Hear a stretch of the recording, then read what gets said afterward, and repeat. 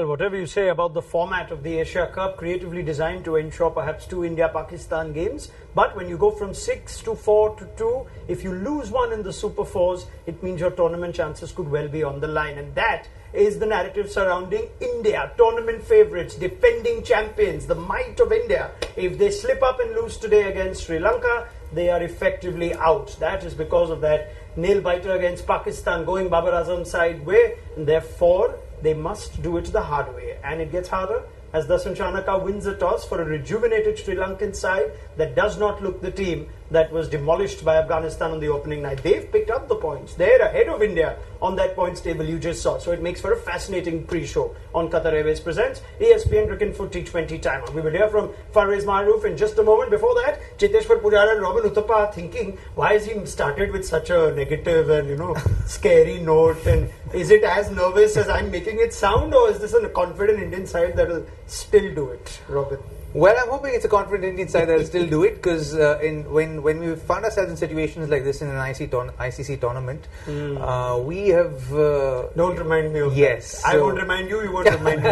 Yeah. So keeping those things in mind, we want the boys to succeed and do really well, and we want them to play to their potential. And I think if they can just play to their potential, they should get home in a canter. Puji, is this a tricky game today? No, I don't think so. I think guys are very confident, and if you look at the last game, there were more positives from it, and I'm really impressed with the way we approached the innings. I'm sure many people will agree that the way we batted, we kept losing the wickets, but the way we started, I think if we keep going with that approach, we'll put up a big total in this game. Do you sense, Puji, that these kind of situations are also good for the team? The last World Cup, I think India was winning everything, bilateral cricket, left, right and centre. Then they entered the World Cup. We all know what happened there. This time, these games where India are losing a few tight games, put in pressure situations, it might be better preparation? It is, and also it gives opportunity. I mean, if you look at the team combination currently, there are many young players who are playing. So we'll have Bumrah in the World Cup, we'll have Harshal Patel in that squad as well. So there's an opportunity for young players to, play these games, and we have more choices to, pick our sides in the World Cup. So I think there's enough opportunity for the young players, but at the same time, it is testing our team, and hopefully all these games will give us better preparation for the World Cup. Ravi? Well, yeah, and so I think it's an interesting situation, right? I think it's I'm someone who considers like not so great form before going into a World Cup quite a good thing. Yeah, we go back to 2007 again. Yeah, because if you go back and look at all the World Cups, and you look at the teams that have won these big ICC tournaments, you see their form preceding the World Cup, and you'll notice there's a little bit of a slump there.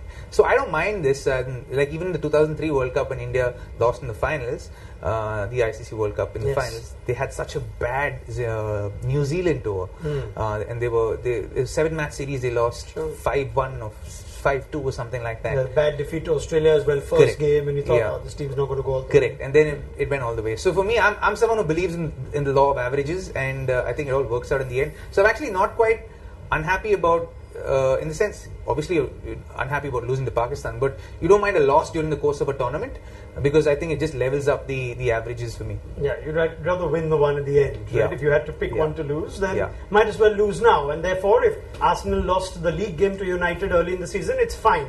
They should win later on. And on that note, it's a very good evening to Farveez Maharoof, who I was dreading to have a chat with. Thank God we've had a couple of days, and Farveez is a man of class. He's not going to gloat just because his side got the points the other day. Right, Farveez?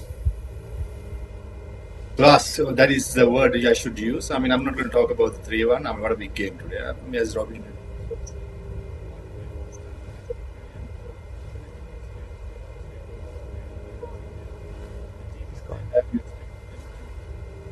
Farveez, I'm so sorry that I think we're having a little audio issue with you, so I'm going to just allow for our producers to fix that before we get Farveez Maharoof's thoughts, and we must, because Sri Lanka are a different team now. They've had the confidence of beating Afghanistan at the back of beating Bangladesh, both close games, compelling games of cricket, and they have gone unchanged into this team. So no surprises there. This is the team that looks like the team that Dasun Chanaka will back to go all the way at least play every game in the Super Fours, which sees, of course, enough all-round options in Shanaka, Saranga, Karunaratne. Theekshana's had a good tournament. Asita Fernando has been called on to win a game with bat, even though his job is to bowl alongside Dilshan Madhushanka in this inexperienced seam bowling lineup. The batting seems to be clicking. The two right-handers at the top with Nisanka and Mendes, and Charita Salanka, Gunatilaka, Rajapaksha, the three lefties to follow. That could change. Shanaka or Saranga may break that string of left-handers around, and perhaps it is looking at those left-handers that India have made a change interestingly as well. Ravi Bishnoi had a good game against Pakistan, accounted for the big wicket of Babar Azam, but what looks like a tactical call, R. Ashwin plays his first game of the tournament in a team that is otherwise unchanged. We were curious to see if Akshar Patel would make it, or would Dinesh Karthik resume his role as a finisher, something that India perhaps missed in the last game, but it's that solitary change for Rohit Sharma's side. So let's get both Cheteshwar Pujara and Robin Uthappa's thoughts on that. Ashwin, is that a sensible selection for you, Puji? It is. I think if you look at their squad, their middle order, they have three left-handers, so it's a fair call. It's just a tactical move, and yeah, it's the right move for the team. I'm trying to think whether if a leg spinner had to make way and you just hide the names and look at the numbers, you would have said, yeah, this is the guy missing. But no, I actually quite like this. I like the fact that they're backing their senior pro. And I think that builds a lot of security within the group, and I think that's very important when you have important tournaments coming up, that you back your main bowlers and you back your experienced bowlers and even batters for that matter, right? Sure. So for me, I quite like this. I think it sends the right message to the whole group, in a sense.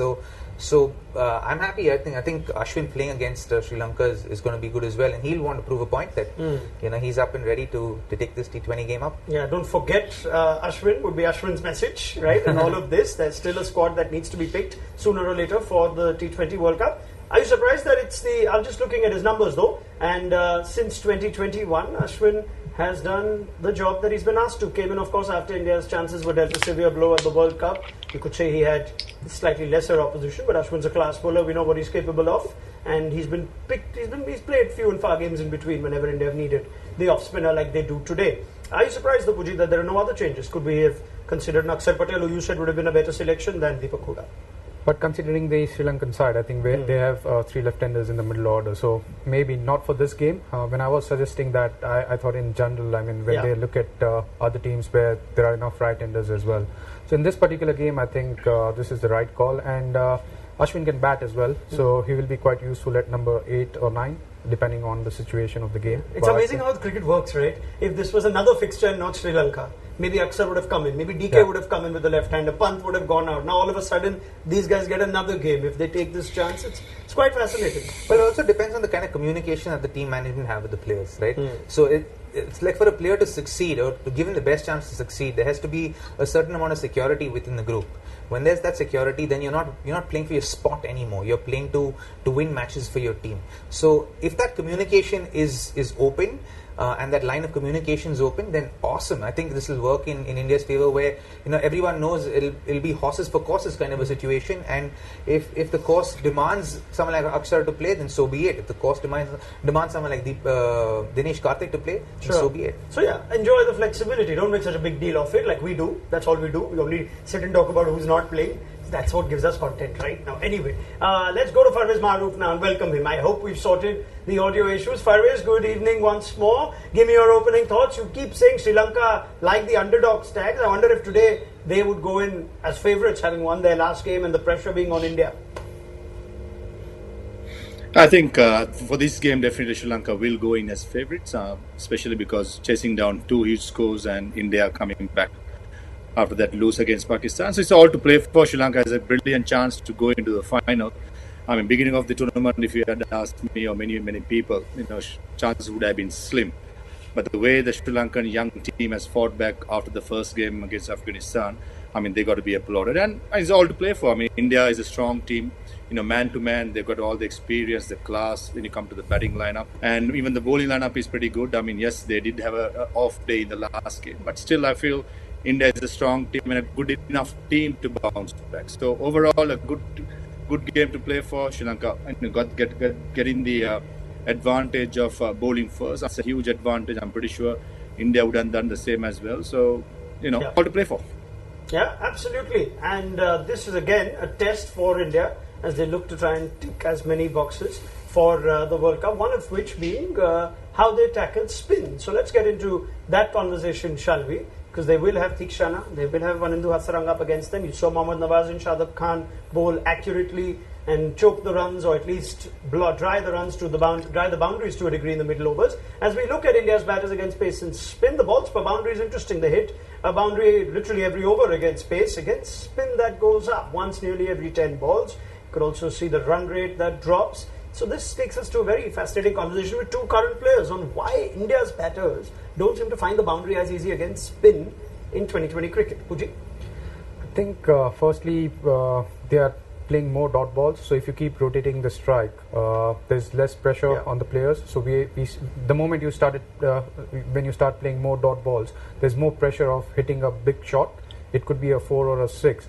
But when you keep rotating the strike, there's more pressure on the bowler, and then when you get a 4 or 6 in between, then your over is of 8 or 10 runs. But when you play 2 or 3 dot balls in an over, and if you hit a 4, it's still 6 or 7 runs in an over. Yeah. So I think we need to stop. I mean, what we can work on is, as a batting unit here, is that play less number of dot balls. That's what I feel. Yeah, I'm going to look at the numbers, the strike rates against spin. That'll illustrate the point Cheteshwar Pujara has been making, and it's not a point that you necessarily need the numbers for. But as we just look at their numbers against spin in this Asia Cup, and remember this is just against spin. You're seeing dismissals galore, 7 in the 3 games so far. Strike rates 117, 122, 113. Right. I think what we visually see, Robbie, is a captain sets up with 4 fielders literally inside the circle, and the bowlers bowl fairly accurately, and invariably there are dot balls consumed. What does it take to make that difference as a batter, to try and rotate the strike, if not get the boundary? To bring a sense of unpredictability with your batting. I think that's what the Indian top order isn't doing. Like Virat is not a big player of the sweep shot, while Surya is. We feel like Rishabh is still finding his feet at that position with a lack of clarity about his role. Rohit is not batting long enough to play spin for a long period, and Rahul is just coming back into form. So suddenly, when all of this is happening, then you automatically are one batsman has to kind of hold stock and then get others to rotate around him. And I think that's what's happening. I think a lack of flexibility or a lack of predictability with the way they play, and the way they approach that batting is why they're able to bowl so many more dot balls. So to define what unpredictability is for you as a batter, let's say, would it be walking across and trying to say laps? Would be to step out? Yeah, would be to just unnerve the bowler a little bit and say, you know what, I've got this shot in my repertoire as well. Like in the last game, Rishabh played the reverse sweep, but he got out unfortunately. But if you play that shot and suddenly gets the bowler to think, he's like, okay, maybe I can't bowl that up. Because he's got the sweep shot and he's got the reverse sweep. So suddenly he has to come up with a different option. And suddenly you bowl a ball back of a length, slightly outside the off stump, you cut it, you get 4. Sure. And then you rotate the strike. And suddenly you, instead of getting 5 or 6 runs in an over, you end up getting 8 or 9 in an over. And then that puts pressure back on the bowler. And then the game changes automatically. So, I think it depends on what kind of shots they're going to use to the spinners. And I think to not be predictable then it will be the key to not playing as many dot balls. What about the personnel now? They're stuck with Rishabh Pant in this game. They also have Deepak Hooda. We know Hooda's traditional reputation is he takes on spin. Now, is that upon sending a guy in at the right time and telling a Virat Kohli, you continue your anchor role, or are you even going to tell a Virat Kohli, even you need to now take the spin on? It also depends on the situation we are in. If we haven't lost too many wickets, I'm sure even Virat would like to take the spinners on. Yeah. The difficult part in Dubai is the grounds are quite big, so it's not very easy to go for a big shot. I would rather see batsmen going for the flat shots, which are, you're looking for 4s rather than 6s, because there are times where the pitch is slow. Even if you mistime a ball, it's not going to go for a 6. You will eventually get out. But if you are playing in India or some other countries, a mistimed shot goes for a 6. So which is not the case in Dubai. So I feel that I think as a batter you should be looking to hit 4s rather than 6s in middle overs.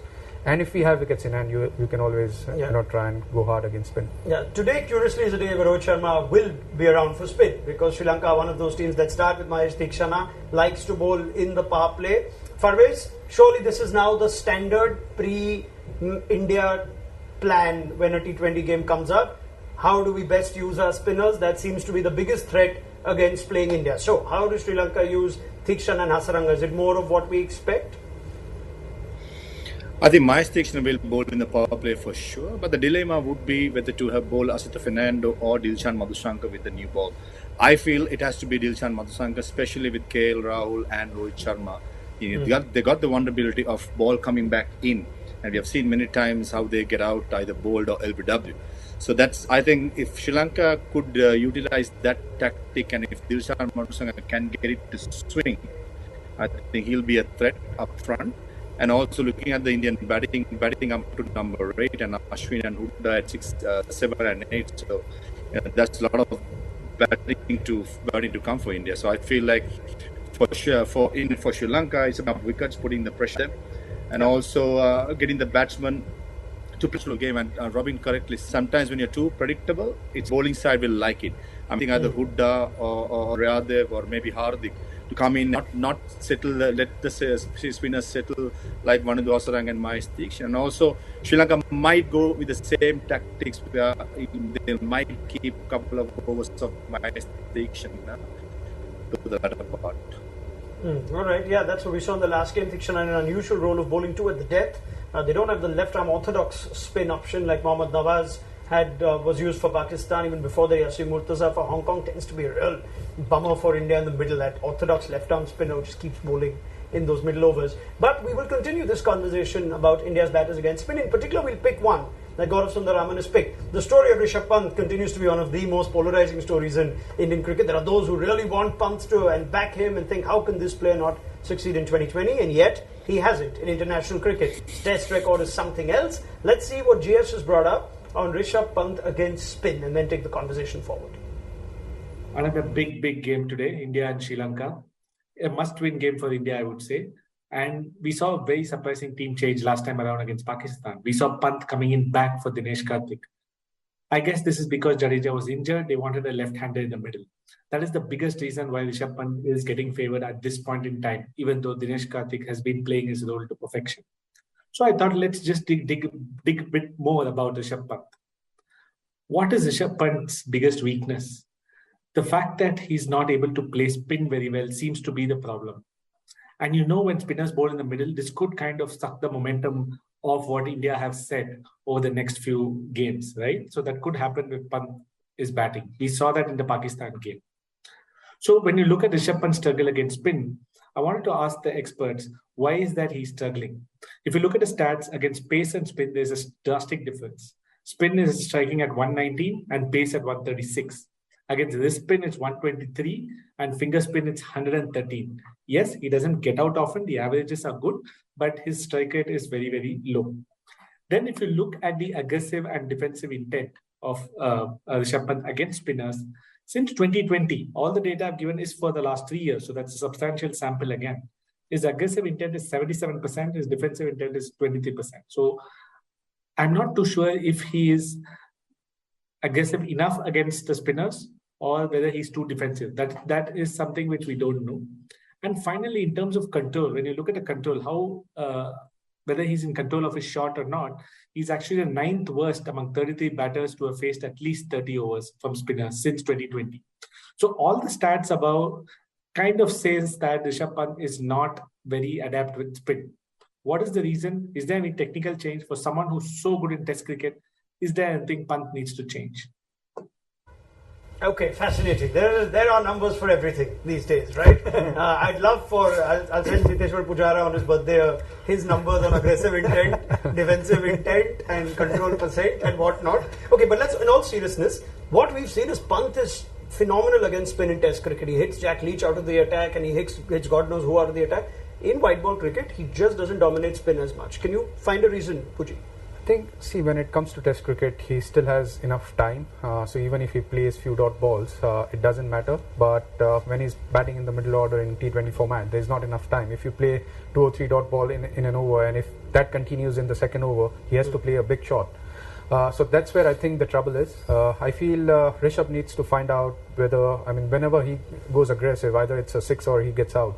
If he can find a middle ground where he can hit few shots in between, where it could be a 4, it could be getting 2s, it could be playing a cut shot, it could be playing a sweep shot. I think he needs to figure out a way where he's able to play shots without taking higher risk. That's where I think he can get better at. It's fascinating. It's the Sehwag story, right? Sehwag keeps saying it. He loved Test cricket because he could hit a boundary when he wanted. White ball cricket, when he knew required rate, or I've only got 3 in the over, I have to hit one, suddenly changes everything. Has he ever sort of spoken of in those lens of how this is a format that he prefers? Somebody like a Rishabh Pant? No, he hasn't spoken about that.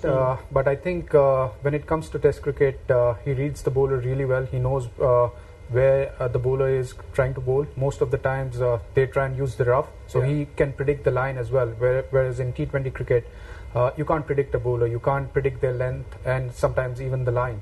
So yeah, I mean, when it comes to Test cricket, he has enough preparation. He knows which are his shots, and even if someone is bowling well, there are times where he can go a little defensive or he's looking to rotate. But in T20 format, I think he needs to go hard most of the times. That's where I think he needs to find his options. It's so weird because you think if you tell Pant you can go hard against spin, that should be great. It should liberate him, but he doesn't. You also have to see that he's a youngster who's been thrust upon a lot of responsibility, right? And now the burden of the country's hopes lie upon you. You're pegged as the next leader within the group, one among the leaders who can take India forward. So you're suddenly thinking, how do I approach batting? And so the freedom that he had as someone who didn't have these added responsibilities, because even in the IPL he's leading a side, right? So that adds a different pressure altogether on you, right? And again, even in the IPL, I think he's not batting in a number that's most conducive to him. I think that from just to get off the mark here, I think that is the start of the issues for him. I think he's batting at the wrong number. I think he's someone who should bat in the top 4 in T20 cricket, because I feel like the more number of balls he has to play, the better his scores will get. I think he's someone who has his game sorted to fast bowling, because he hits in areas where there are no fielders are in general. So sometimes you have to place fielders specifically when he comes into bat where he hits the ball. Like a normal backward square leg is not where you would place is not where you would have the fielder for Rishabh Pant. He'd be finer, so be between fine leg and backward square leg, more like a long leg kind of fielder in a T20 game. And the odds of having that kind of a fielder in a T20 game are few and far in between. So I think those are his strengths. And then coming to batting to the spinners, my perspective, what I see is that he comes in situations where the teams probably, there's a lot to lose or there's too little to lose. And then, in those kind of situations, you either go hard and it comes off, and if it doesn't come off, then your numbers start looking like what GS called out, you know. So what you saw in the last game, what would you have told Pant that his role is in that game, let's say? Because it looked like a guy who didn't want to take Nawaz on straight away.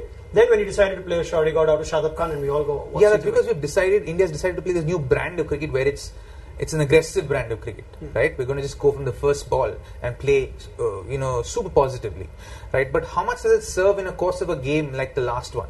Like you just lost, you just lost Surya, but before that you lost Rahul and Rohit back to back, right? In the space of a few balls, and then there's a small partnership that's stitched up, and then you lost Surya again.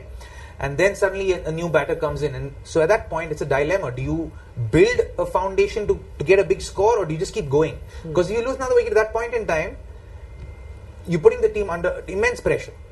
And is that the situation you want your team to be in? So I think he would have been caught up in that kind of thought process and said, you know what, first 10 balls, let me just nudge it around, get a single every ball, let me run hard between the wickets, and then let me start trying to be positive after that. Once it's stitched up a 15-20 run partnership, and which is what he tried to do, and it didn't come off. The sweep shot didn't come off. The big point from Robbie is he thinks Pant should bat top 4.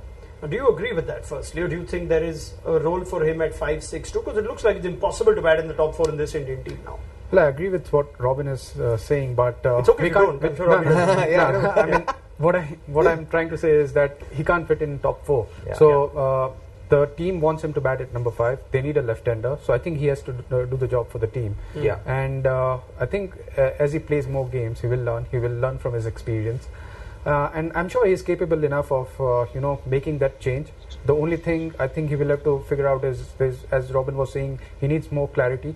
If he has to take on the bowlers from ball 1, he should do it. He shouldn't be in any doubt. I mean, there are times where he feels that he needs to get his eye in. But if the team management wants him to go from ball 1, he should be ready to do that. And I'm sure the team management is backing him, even if he gets out. They know that he's capable enough of pulling it off. So if you were his captain, you would want him to sort of go for it? from ball one? I think it depends on who the bowler is. Right. If there's a left-arm spinner, I would definitely back him to go after him. Well, see, again, it's a dilemma. I think that number 5 position is an extremely difficult position to be batting at in T20 cricket, right? Because you either come into a situation where your team's in dire straits and it needs you to play a certain kind of cricket, or you're in a place where you just have a few balls to go and then you just have to go for it. Right, and both are like a double-edged sword, you know. And unfortunately, he's playing cricket. He's playing cricket at that position in T20 cricket, and that doesn't serve him. Doesn't serve his game. Yeah, I'd love to say that. It's so easy. Just get one of the experienced top order guys to bat at 5. But you guys don't do that, do you? No, we don't. No, they won't. Not for good reason. Come on. This is a team that is that stands on the basis of what its top 3 or 4 can do. Let's see if Rishabh Pant has a good day today. Now Farveez Maharoof, good man that he is waiting patiently. Sorry, Farveez. I hope the audio issues have sorted themselves out. I wonder if you want to weigh in on the Pant chat as well. Whether Sri Lanka would be attacking or planning for a Rishabh Pant with spin. Whether it's not as intimidating, you know, with Pant being the only left hand in the top 7. Wonder how you would look at it from a Sri Lankan point of view. I mean, how I see Rishabh Pant is a dangerous player. There he can take any bowling attack to the sword, and I agree with both of them what they said. Rishabh, if he's batting, he should be batting at number 3 or 4. I think that's where his bet choose at. But in case if he can't do it, yes, I mean, selectors showing a lot of faith on him. I mean, he should learn as soon as possible to bat at number 5. It will be a similar role. So I think, you know, I'll definitely have Rishabh Pant my team for sure. So overall, I think Sri Lanka, whether, you know, they will have the plan for Rishabh Pant, I think definitely they will. They will get Mahesh Deekshana as soon as he comes to bat with his off spinners, at least over or 2, just to, you know, put the pressure on him. But overall, I think, you know, this game is set up such a beautiful way. I mean, India is coming under pressure. They need to win. Sri Lanka with a lot of momentum. They need to, you know, live up to the expectations. Pressure to play as well. So overall, I think all to play for. Yeah, all right. Let me get a quick prediction from you, Farveez, on the first inning score. We saw Pakistan chase down 180 plus. Comfortably, you would say, because they were in control of the chase, but for a few slip-ups towards the end. What would Sri Lanka be happy with, and what do you think India will end up getting? I think a score between 170, 165 would be a decent score. Anything more than that will be hard, especially with Ravichandra Ashwin coming in. The guile he can show, he's such experienced bowler in the power play and 3 left-handers in the middle order. He'll be a handful. But overall, I think Sri Lanka, with the new ball, needs to strike. I think that's where, you know, Sri Lanka can win the game. I wonder if India would be thinking that 180 with this bowling lineup, where Hardik is our third seamer, was not enough the other day. So we need to get more today. Or are you more confident today with Ashwin Puji that 180 could be a match-winning score? I think they will definitely try and get to 190, 200 in this game, because I'm sure last game we couldn't defend that. Yes, Ashwin is there, but I still feel second innings, the pitch might get better. There might be a little bit of dew, so you always want that extra cushion for the bowlers. If you were in that batting lineup in the last game, would you have thought of your bowling lineup after what happened and said, might need 10 or 20 more here? I think irrespective of the bowling lineup, you would have thought, I wanted 15 more. Simply because you know it's a lot easier to bat in Dubai in the second innings. Sure.